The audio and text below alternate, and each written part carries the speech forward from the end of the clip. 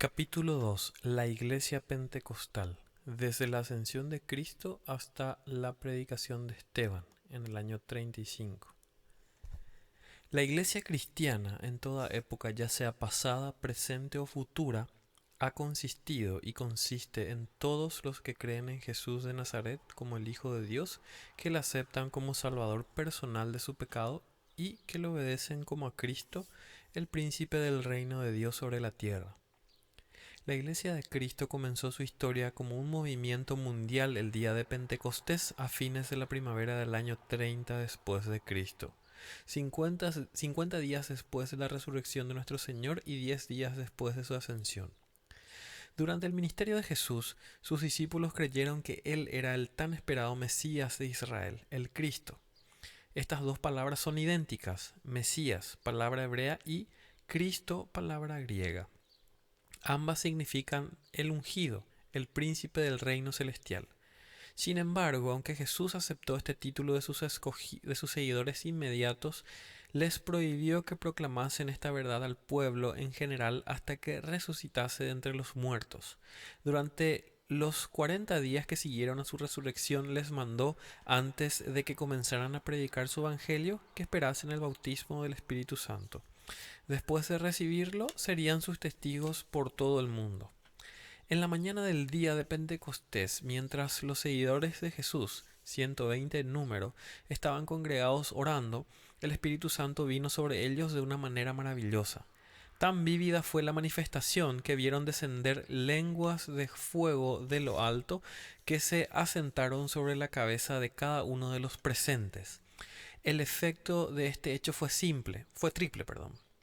Iluminó sus mentes, les dio un nuevo concepto del reino de Dios, que no era un imperio político, sino un reino espiritual donde el Señor ascendido, aunque invisible, gobernaba activamente en todos los que aceptaron por la fe, y les dio poder al impartir a cada miembro un fervor de espíritu y un poder de expresión, de modo que su testimonio era convincente para quienes lo escuchaban. Desde aquel día, este Espíritu Divino ha morado en la Iglesia como una presencia permanente, no en su organización ni maquinaria, sino como posesión de cada verdadero creyente conforme a la fe y consagración de cada uno. Desde el día en que se derramó el Espíritu Santo, el natalicio de la Iglesia cristiana, a la confraternidad de los primeros años se le ha llamado Iglesia Pentecostal. La Iglesia empezó en la ciudad de Jerusalén y es evidente que se limitó a aquella ciudad y a sus alrededores durante los primeros años de su historia. Por todo el país y sobre todo en la provincia septentrional de Galilea había grupos de personas que creían en Jesús como el Mesías Rey. Sin embargo, no nos ha llegado ninguna constancia de su organización ni reconocimiento como ramas de la Iglesia. Las sedes generales de la Iglesia en esa época primitiva eran el aposento alto en el monte de Sión y el pórtico de Salomón en el templo. Todos los miembros de la Iglesia Pentecostal eran judíos y, hasta donde podemos percibir, ninguno de los miembros, ni aun los de la compañía apostólica, soñaban al principio que los gentiles podrían admitirse como miembros. Quizá imaginaron que el mundo gentil algún día se convirtiera en judío y después aceptara a Jesús como el Cristo.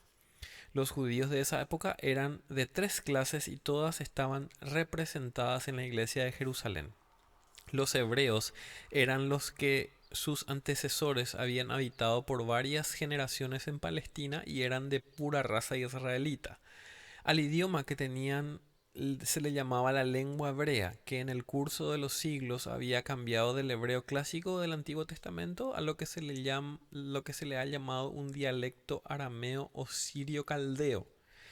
Las escrituras se leían en las sinagogas en el hebreo antiguo, pero un intérprete las traducía frase por frase en el lenguaje popular.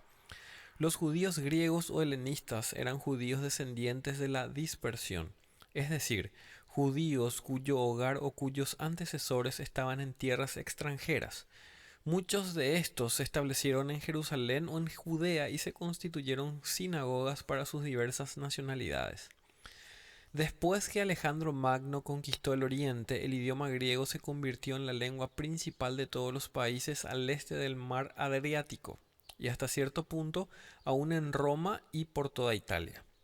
Debido a esto, a los judíos de ascendencia extranjera se les llamaban griegos o helenistas, puesto que la palabra heleno significa griego. Los helenistas como pueblo, especialmente fuera de Palestina, eran la rama de la raza judía más numerosa, rica, inteligente y liberal.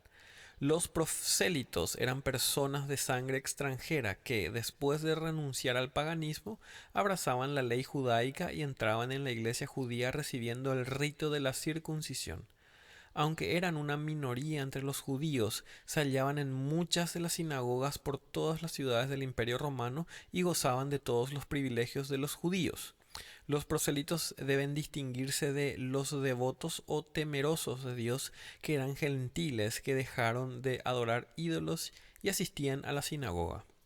Sin embargo, no se circuncidaban ni se proponían observar los minuciosos requisitos de las reglas judaicas. Por tanto, no se contaban entre los judíos, aunque éstos se mostraban amigables con ellos. Una lectura de los primeros 6 capítulos del libro de los Hechos demostrará que durante este periodo primitivo el apóstol Simón Pedro era el líder de la iglesia. En cada ocasión sale al frente como el proyectista, el predicador, el obrador de milagros y el defensor de la naciente iglesia.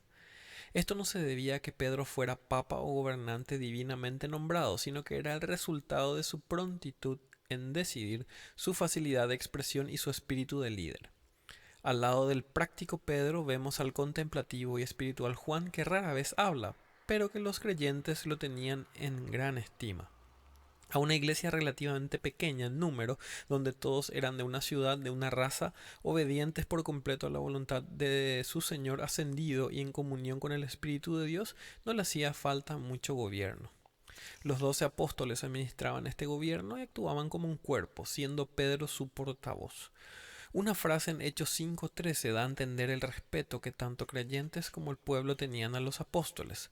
Al principio, la teología o creencia de la iglesia era simple. La doctrina sistemática la desarrolló Pablo más tarde. Sin embargo, podemos ver en los discursos de Pedro 3 doctrinas que resaltan de un modo prominente y que se consideran esenciales. La primera y la mayor era el carácter mesiánico de Jesús, es decir, que Jesús de Nazaret era el Mesías, el Cristo que por largo tiempo esperó Israel y que reinaba ahora en el reino invisible en los cielos, a quien cada miembro de la iglesia debía demostrar lealtad personal, reverencia y obediencia. Otra doctrina esencial era la resurrección de Jesús. En otras palabras, que Jesús había sido crucificado, había resucitado de los muertos y ahora vivía como la cabeza de su iglesia para no morir jamás. La tercera de estas doctrinas cardinales era la segunda venida de Jesús, es decir, que aquel que ascendió a los cielos a su debido tiempo volvería a la tierra y reinaría sobre su iglesia. Aunque Jesús había dicho a sus discípulos que del tiempo de su regreso a la tierra ni hombre, ni ángel, ni aun el Hijo mismo nada sabían, sino solamente el Padre. Con todo, la expectación era general de que su venida ocurriría pronto, aún en aquella generación. El arma de la iglesia, por cuyo medio habría de llevar al mundo a los pies de Cristo, era el testimonio de sus miembros. Debido a que contamos con varios discursos pronunciados por Pedro y ninguno durante este periodo por otros discípulos, podríamos suponer que Pedro era el único predicador. Sin embargo, una lectura cuidadosa de la historia muestra que todos los apóstoles y la iglesia testificaban del Evangelio.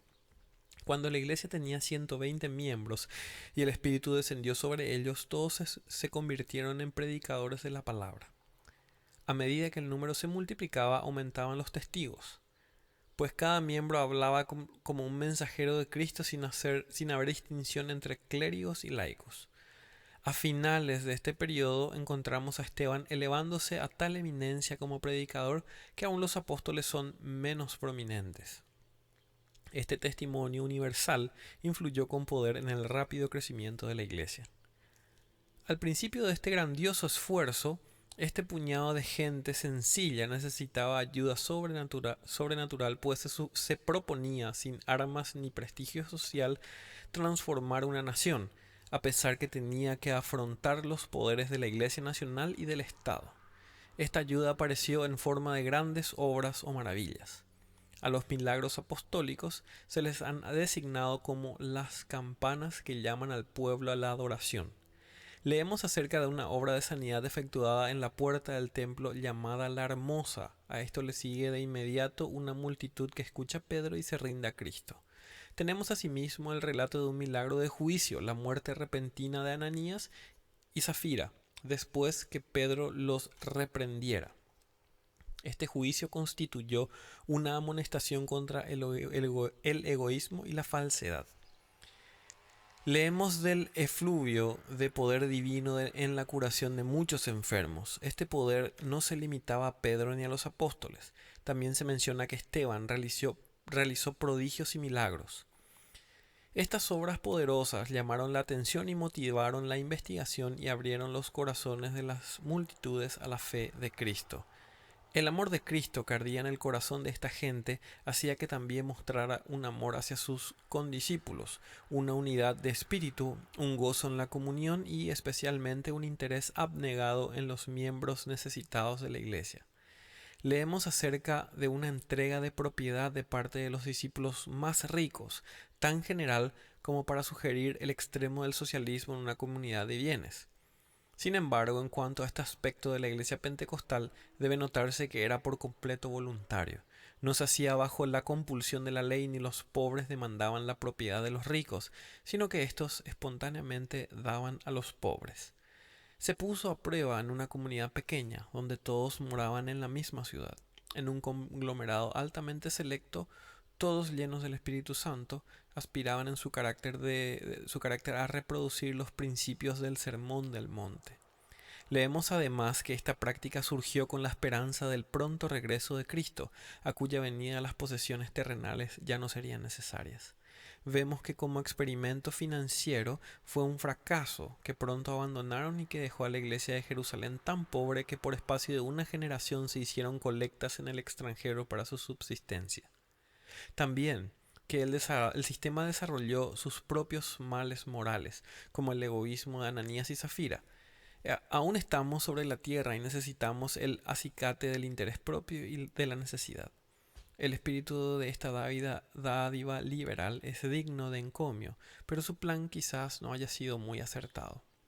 En general, la iglesia pentecostal no tenía faltas, era poderosa en fe y testimonio, pura en su carácter y abundante en amor. Sin embargo, su singular defecto era la falta de celo misionero.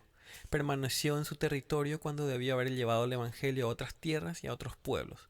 Necesitaba el estímulo de la severa persecución para que la hiciera salir a desempeñar su misión mundial. A decir verdad, recibió tal estímulo.